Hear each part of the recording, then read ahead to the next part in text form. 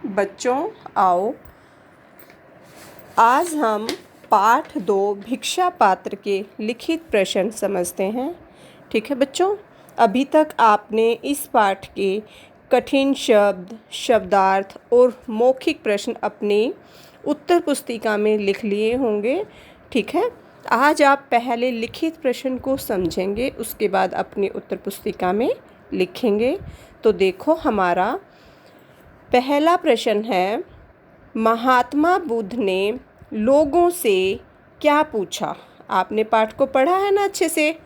ठीक है, महात्मा बुद्ध ने लोगों से क्या पूछा और कब पूछा था? जब नगर में अकाल पड़ा हुआ था, लोग परेशान थे।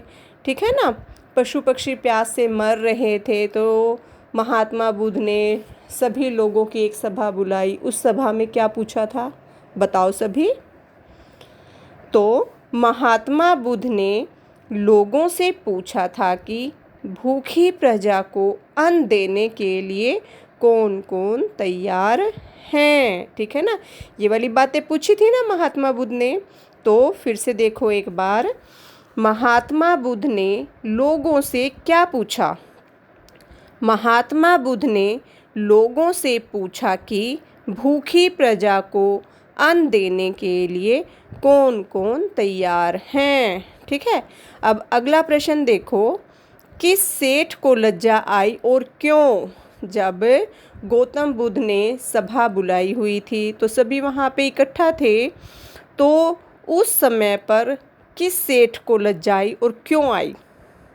बताओ सभी, आपने पाठ को पढ़ा है।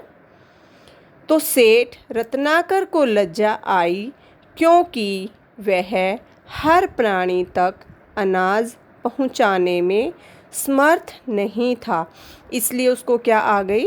लज्जा, शर्म आ गई उसको। फिर से देखो ये प्रश्न एक बार। प्रश्न नंबर 2, किस सेठ को लज्जा आई और क्यों?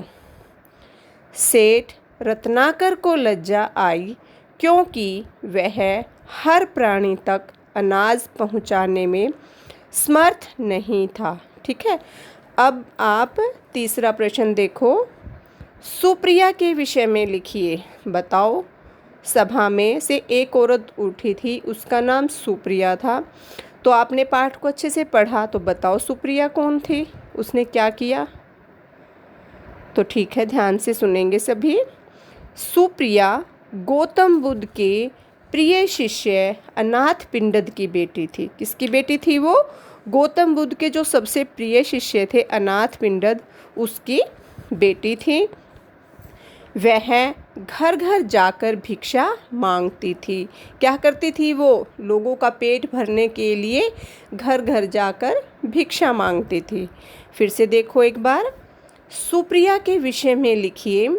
सुप्रिया गौतम बुद्ध के प्रिय शिष्य अनाथ पिंडद की बेटी थी।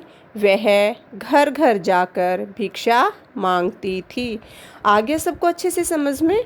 अब अगला प्रश्न देखेंगे हम। प्रश्न नंबर 4, सभी धनी सेठों ने सुप्रिया का साथ किस प्रकार दिया? देखो, पहले सभी ने मना कर दिया, फिर वो जो औरत सुप्रिया थी वो सभा में से उठी सबकी सहायता करने के लिए। तो जो नगर के सभी धनी सेठ थे, उन्होंने सुप्रिया की सहायता कैसे की? ठीक है ना, तो कैसे की थी? सभी धनी सेठों ने अपने भंडारों से सुप्रिया के भिक्षा पात्र को भर दिया, जिससे उसका पात्र हमेशा भरा रहा। पात्र क्या होता है? बर्तन। ठीक है ना, जो कटोरा था ना वो उसके पास, वो हमेशा भरा रहा। एक बार फिर से देखो, सभी धनी सेठों ने सुप्रिया का साथ किस प्रकार दिया? सभी धनी सेठों ने अपने भंडारों से सुप्रिया के भिक्षा पात्र को भर दिया, जिससे उसका पात्र हमेशा भरा रहा। अब आप 5वां प्रश्न देखेंगे, लोग अकाल की त्रासदी से कैसे छूटे? ठीक है ना, नगर में अकाल पड़ा हुआ था, पशु पक्षी सभी प्यास से व्याकुल थे। लोगों के पास खाना खाने के लिए खाना नहीं था, किसी के पास भी। उनके खेत सूखे पड़े हुए थे। तो उस टाइम में उन्होंने अपना बचाव कैसे किया, ठीक है ना। तो कैसे छूटे वो लोग, अकाल की त्रासदी से कैसे छूटे।